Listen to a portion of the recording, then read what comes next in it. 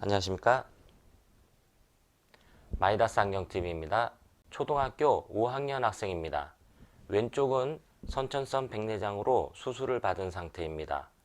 원거리 안경과 근거리 안경을 따로 사용하고 있지만 근거리를 바라볼 때 불편함을 호소하고 있습니다. 선천성 백내장이 있는 경우에 어린아이일 때 수술을 받습니다. 아이가 커가면서 안구의 크기가 점차 커지고 굴절력이 변하게 됩니다. 그래서 이 학생의 경우에도 2012년도에는 기존에 있던 인공수정체를 빼내고 2020년까지는 콘택트 렌즈를 사용하여 왔다고 합니다. 이후 2020년도에 다시 백내장 수술을 받았고 지금 상태입니다. 원거리 안경을 착용하면 문제는 없습니다. 근거리 안경을 착용했을 때 왼쪽에 조절 반응이 떨어지면서 근거리에 대한 불편함을 겪고 있었습니다. 이 학생의 사례를 통해서 왼쪽만 백내장 수술을 받았고 약시인 경우 원거리, 근거리를 모두 편안하게 바라볼 수 있는 광학적 처벌법에 대해서 확인해 보도록 하겠습니다.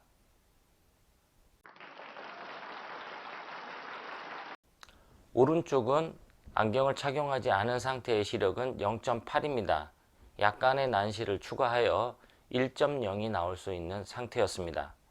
왼쪽의 경우에는 굴절 이상은 거의 없는 상태였습니다. 하지만 교정 시력은 0.1이었습니다. 이처럼 왼쪽은 교정 시력이 잘 나오지 않는 약시였고 근거리에 대한 불편함을 호소하고 있었습니다. 원거리 안경과 근거리 안경의 도수 차이는 원시 4단계였습니다. 원시 4단계의 차이가 나는 안경을 착용하고 있었지만 근거리를 바라볼 때는 불편함을 겪고 있었습니다. 왼쪽에 근거리 편안함을 위하여 충분하게 원시를 처방하였습니다. 백내장 수술을 받은 경우에는 약 2.5디옵터의 가입도가 필요한 상황이었고 기본적인 원시 도수와 합산하여 총 3.5디옵터의 원시가 처방되었습니다. 이런 처방은 광학적 처벌법이라고 하여 기존에 사용하고 있었던 시력이 잘 나오던 오른쪽은 원거리를, 그리고 시력이 잘 나오지 않는 왼쪽에는 상당히 높은 원시를 처방하여 근거리를 편안하게 볼 수 있도록 하는 방법이 되겠습니다.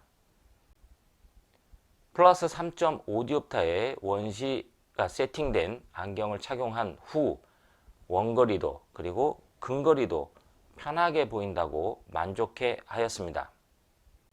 실제 시력은 오른쪽 왼쪽 유사하였지만 왼쪽에 더 많은 원시를 처방하여 짝눈이 되었습니다. 일반적으로 짝눈이 되게 되면 두 눈에서 느껴지는 사물의 크기 차이로 어지러움을 호소하게 됩니다.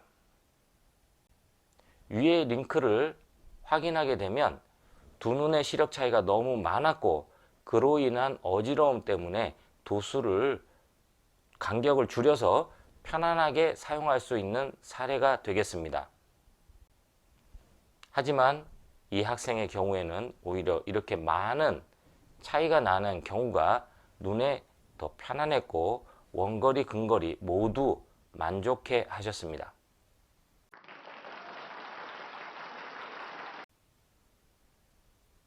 선천성 백내장이었던 왼쪽은 최대 교정 시력이 0.1인 약시입니다. 약시 시력의 특성은 근거리를 바라볼 때 조절이 부족하고 조절 용이성이 떨어지게 됩니다. 즉 근거리에 대한 불편함이 크게 됩니다. 여기에 왼쪽 눈만 백내장 수술을 받았기 때문에 근거리를 바라볼 때 많은 플러스 도수가 필요한 상태입니다. 일반적으로 조절력이 전혀 없는 왼쪽 눈을 사용할 때는 40cm의 거리를 바라볼 때 플러스 2.50의 디옵터가 필요하게 됩니다. 여기에 자신이 갖고 있는 약간의 원시 그리고 편안함을 해결하기 위한 도수를 합하여 플러스 3.50 디옵터가 처방되었습니다. 일반적인 상황에서는 두 눈의 시력 차이가 많이 발생하면서 짝눈에 의한 불편함을 호소할 수가 있었지만 이 학생의 경우에는 근거리를 바라볼 때 그리고 원거리를 바라볼 때도 아주 만족해하고 있었습니다. 광학적 처벌법은 모든 경우에 적용되지는 않습니다. 일반적으로는 두 눈의 시력 차이가 많이 발생하게 되면 짝눈에 의한 불편함이 생기게 됩니다. 전문 안경사의 상담이 꼭 필요한 처방 방법이 되겠습니다.